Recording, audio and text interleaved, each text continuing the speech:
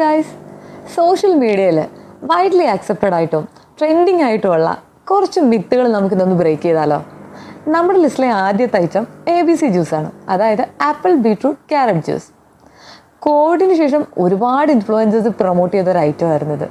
അതായത് ഡെയിലി നമ്മൾ ABC juice കുടിക്കുകയാണെന്നുണ്ടെങ്കിൽ നമ്മുടെ സ്കിൻ ഭയങ്കര ബ്രൈറ്റ് ആകും, നമുക്ക് നല്ല കളർ വരും, നമ്മുടെ സ്കിൻ സോഫ്റ്റ് ആവും എന്നൊക്കെയാണ് ഇവർ അവകാശപ്പെടുന്നത്. പക്ഷേ സത്യാവസ്ഥ എന്താണെന്ന് വെച്ചാൽ ഒരുപാട് ഹെൽത്ത് ബെനിഫിറ്റ്സ് ഉള്ള ഒരു ഡ്രിങ്ക് ആണെങ്കിൽ പോലും ABC ജ്യൂസ് നമ്മൾ ഡെയിലി ബേസിസിൽ കുടിക്കാൻ പാടില്ല. കാരണം ABC ജ്യൂസിലെ മേജർ ഇൻഗ്രീഡിയൻ്റ് ആയിട്ടുള്ള ബീട്രൂട്ട് എന്ന് പറയുന്നത് ഒരുപാട് ഓക്സലേറ്റ്സ് അടങ്ങിയിട്ടുള്ളൊരു വെജിറ്റബിളാണ്. അപ്പോൾ റെഗുലർ കൺസപ്ഷൻ ഓഫ് ബീട്രൂട്ട് നമ്മുടെ കിഡ്നി ഫംഗ്ഷനെ, അതായത് നമുക്ക് കിഡ്നി സ്റ്റോൺ പോലെയുള്ള പ്രശ്നങ്ങൾ ഉണ്ടാകാനുള്ള സാധ്യതകൾ കൂട്ടും. അതുകൊണ്ട് തന്നെ ആഴ്ചയിൽ ഒരു 2-3 തവണ നമ്മൾ ABC ജ്യൂസ് എടുക്കുന്നതായിരിക്കും ഏറ്റവും നല്ലത്. അധികമായാൽ അമൃതും വിഷമാണെന്നാണല്ലോ പറയുന്നത്. പിന്നെ ABC ജ്യൂസ് ഡെയിലി കുടിച്ച് വെളുത്ത ഒരാളെ ഞാൻ ഇതുവരെ കണ്ടിട്ടില്ല. രണ്ടാമത്തെ ഐറ്റം നമ്മുടെ സ്വന്തം റോസ്മേരിയാണ്. Rosemary water, rosemary essential oil, അങ്ങനെ ഒരുപാട് പ്രോഡക്ട്സിൻ്റെ പ്രൊമോഷൻ വീഡിയോസ് നമ്മുടെ സോഷ്യൽ മീഡിയാസിൽ കിടന്ന് കറങ്ങുന്നുണ്ട്. ജസ്റ്റ് തലയിലൊന്ന് വാങ്ങിച്ച് അപ്ലൈ ചെയ്താൽ മാത്രം മതി മുടി പനങ്കുല പോലെ വളരുമെന്നാണ് മാനുഫാക്ചറിൻ്റെ വാദം. പക്ഷേ സത്യാവസ്ഥ എന്താണെന്ന് വെച്ചാൽ റോസ്മേരിയുടെ എഫക്റ്റ് നമ്മുടെ ഓരോരുത്തരുടെയും ശരീരത്തിൽ വ്യത്യസ്ത രീതിയിലായിരിക്കും. അതായത് നമുക്ക് ഹെയർ ഗ്രോത്ത് ഉണ്ടാവാനും ഹെയർ ലോസ് ഉണ്ടാവാനും പല കാരണങ്ങളുണ്ടാവും. ഈ പല കാരണങ്ങളിലൊന്നായിരിക്കാം നമ്മൾ കണ്ടുപിടിക്കേണ്ടത്. ആ കാരണങ്ങളെ നമ്മൾ ക്ലിയർ ചെയ്യുമ്പോൾ തന്നെ നമ്മുടെ ഹെയർ ലോസ് മാറും. അല്ലാതെ അതിനെയും റോസ്മേരിയുമായിട്ട് നമ്മൾ കണക്ട് ചെയ്യേണ്ട ആവശ്യമില്ല. മൂന്നാമത്തെ മിത്ത് എന്താണെന്നറിയോ? Online games. അതായത് ഗെയിം കളിച്ച് കോടീശ്വരനാകാം എന്നുള്ളൊരു തെറ്റായ മെസ്സേജ് നമ്മുടെ സോഷ്യൽ മീഡിയയിൽ ഇപ്പോൾ സ്പ്രെഡ് ആവുന്നുണ്ട്.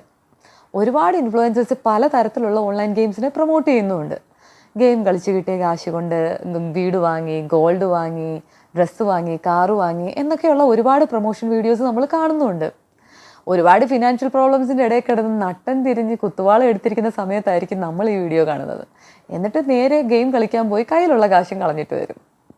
ഇതാണ് എല്ലാവർക്കും സംഭവിക്കാറുള്ള കാര്യം. സോ നിങ്ങളോട് എനിക്ക് പറയാനുള്ളത്, നമുക്ക് കാശുണ്ടാക്കണമെന്നുണ്ടെങ്കിൽ നമ്മൾ കഷ്ടപ്പെട്ട് ജോലി ചെയ്ത് സമ്പാദിക്കുക. അല്ലാതെ ഇങ്ങനെയുള്ള ഫേക്കായിട്ടുള്ള പ്രൊമോഷൻ വീഡിയോസിൻ്റെ പുറകിൽ പോയി നമ്മുടെ കയ്യിലുള്ള പൈസയും വെറുതെ വേസ്റ്റ് ആക്കാതിരിക്കുക. നാലാമത്തെ മിത്ത് എന്താണെന്നറിയോ? Life style. അതായത് ഇപ്പം നമ്മൾ ഇൻസ്റ്റ ഓപ്പൺ ചെയ്യുകയാണെന്നുണ്ടെങ്കിൽ നമുക്ക് ഒരുപാട് ഇൻഫ്ലുവൻസേഴ്സിൻ്റെ ഫോട്ടോസും വീഡിയോസും ഒക്കെ കാണാൻ പറ്റും. അവരുടെ ഫാമിലിയുടെ കൂടെയുള്ള ഹാപ്പി മൊമെൻറ്റ്സും, അതുപോലെ കപ്പിൾ വീഡിയോസും, പുതിയ കമ്പനി എസ്റ്റാബ്ലിഷ് ചെയ്ത കാര്യങ്ങളും, പുതിയ ഷോപ്പിൻ്റെ ഇനോഗുറേഷന്, കാറ് വാങ്ങിയതിൻ്റെ, വീട് വാങ്ങിയതിൻ്റെ, ഗോൾഡ് വാങ്ങിയതിൻ്റെ, അങ്ങനെ ഒരുപാട് പോസ്റ്റുകൾ നമുക്ക് കാണാൻ പറ്റും.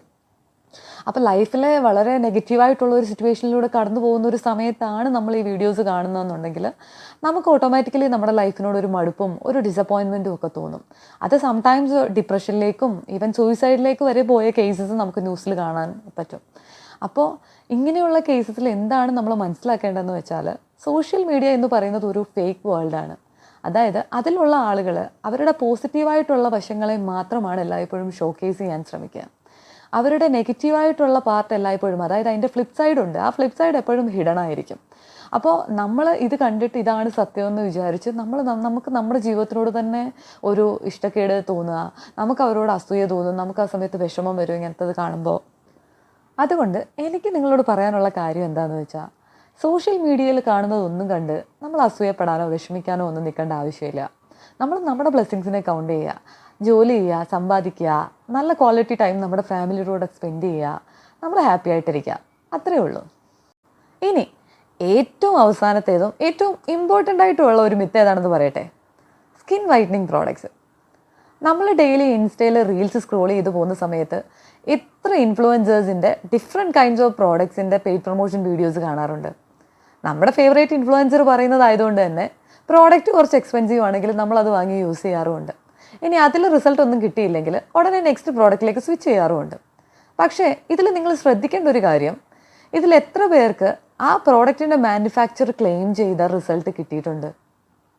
പക്ഷേ നമ്മുടെ ഫേവറേറ്റ് ഇൻഫ്ലുവൻസറിൻ്റെ പെയ്ഡ് പ്രൊമോഷൻ വീഡിയോ ആയതുകൊണ്ട് തന്നെ നമ്മൾ ആ പ്രോഡക്റ്റിനെ വിശ്വസിക്കും. അറ്റ്ലീസ്റ്റ് ആ പ്രോഡക്റ്റ് പ്രൊമോട്ട് ചെയ്യുന്നതുകൊണ്ട് അവർക്ക് ബെനിഫിറ്റ് കിട്ടുന്നുണ്ട്. അത് വാങ്ങി ഉപയോഗിക്കുന്ന നമുക്ക് എന്താണ് ബെനിഫിറ്റ്? ഈ അടുത്ത് നടത്തിയ ഒരു സ്റ്റഡിയിൽ കേരളത്തിലെ വളരെ പോപ്പുലറായിട്ടുള്ളൊരു സ്കിൻ വൈറ്റനിങ് ക്രീം ഒരുപാട് പേർക്ക് കിഡ്നി പ്രോബ്ലംസ് ഉണ്ടാക്കിയതായിട്ട് സ്റ്റഡീസിൽ കണ്ടെത്തി. അപ്പോൾ ഞാൻ ആ പേരൊന്ന് ഇൻസ്റ്റയിൽ ആ പ്രോഡക്റ്റിൻ്റെ പേര് സെർച്ച് ചെയ്തപ്പോൾ കേരളത്തിലെ വളരെ പോപ്പുലറായിട്ടുള്ള ഇൻഫ്ലുവൻസേഴ്സ് ആ പ്രോഡക്റ്റിൻ്റെ പെയ്ഡ് പ്രൊമോഷൻ ചെയ്തിട്ടുണ്ട്.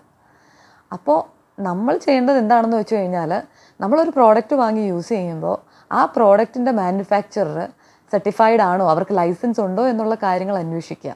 ഇനി നിങ്ങൾക്ക് എന്തെങ്കിലും ഒരു സ്കിൻ റിലേറ്റഡ് ആയിട്ടുള്ള കൺസേൺസ് ഉണ്ടെന്നുണ്ടെങ്കിൽ നിങ്ങൾ ആദ്യം നിങ്ങളുടെ സ്കിന്നിനെ മനസ്സിലാക്കുക.